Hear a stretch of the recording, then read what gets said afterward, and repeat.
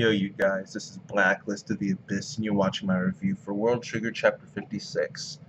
And I enjoyed this chapter. I thought it was pretty good. We got two things mainly: the fight between Enedora and Cosmo Squad, and the flashback.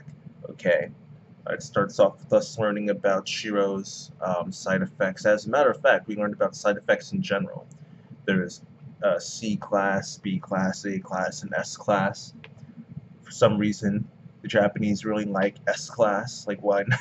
I've always wondered why they didn't give any other letters in the alphabet a chance. Like, why not have a Y class or a W class or something? You know, T class. Why is it always S? But whatever. Z class. How about Z class? That's like the opposite end of the alphabet. Too, you know, that would be good. But whatever. Apparently, they really like their S's. They should make an M class. Ha! Anyway, that was a really bad joke. Probably no one got it. But whatever. There's S class, A class, B class, and C class. Side effects, senses, sight, sound, taste, senses, sight, sound, taste, etc. The S class ones are all ESP, like genes. The B class ones give you like special physical attributes. So I guess like maybe increase in strength or speed, agility, things like that.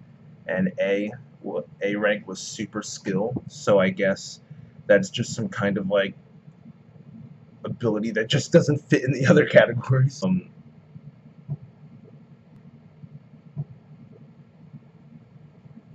Yeah, I don't know what specifically a super skill would be. So I guess it's just whatever doesn't fit in the other categories. Um, but Shiro, his is obviously C rank, and because his is enhanced hearing. And at first, he wasn't actually a big fan of his side effect. He thought it was useless, and he would prefer to just not have it at all.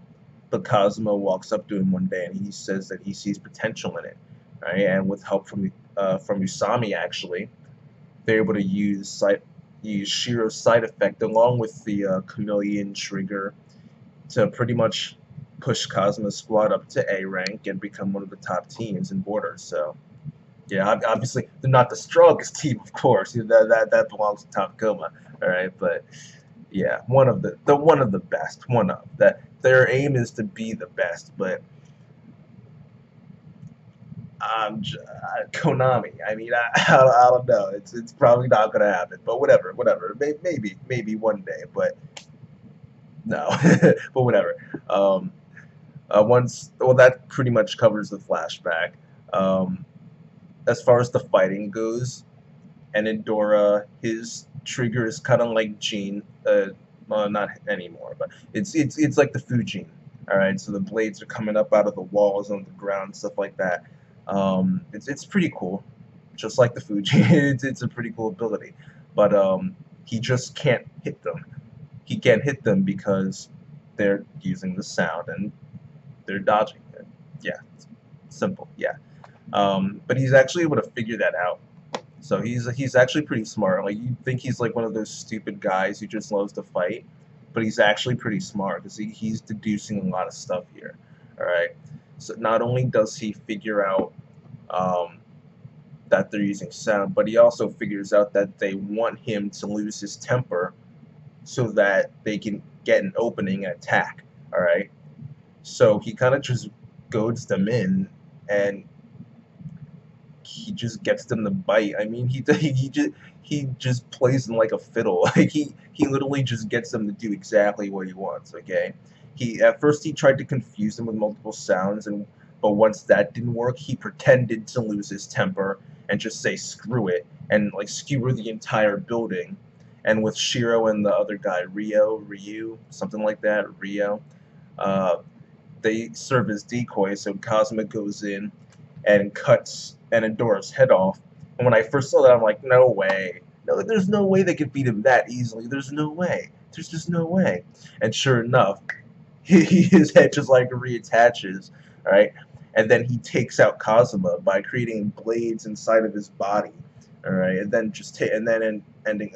Um, did he stab him again, or was like or did the blades like grow out of his body? It's like, oh, it doesn't matter. It doesn't matter. Either way, Cosmo had to bail out.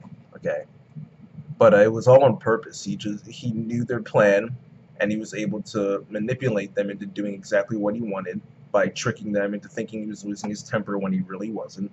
And so I thought that was really good. Um,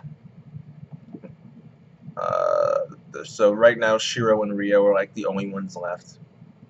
I'm not really liking their chances right now. I'm really not. I'm not. Oh, man, this is not gonna end well for them. It's really not. I mean, Shiro can probably dodge him all day, but you can't win a fight by dodging. So, then again, they don't need to win. They just need to not lose.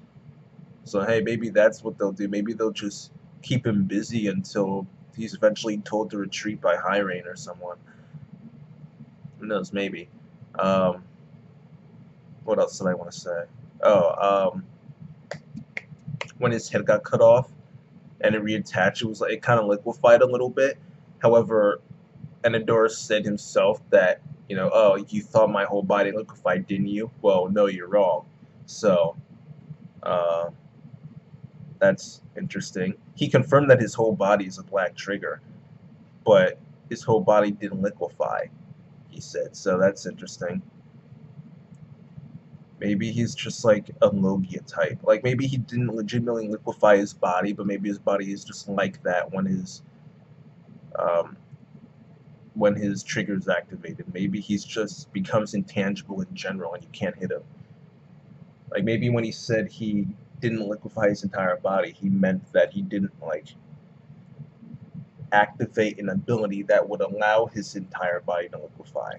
And it's just like something that happens naturally, like a Logia type in One Piece.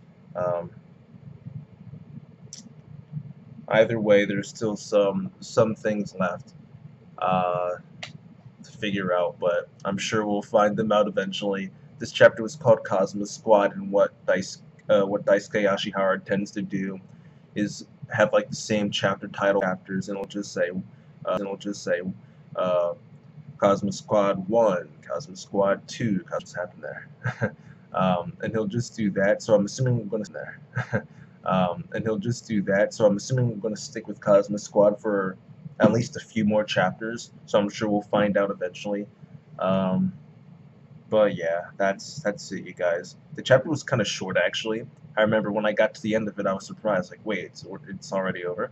But it was still a good chapter, though, with Enedora being smart, surprisingly, and Cosmo getting taken out, which was a surprise since he's, the best one there, pretty much.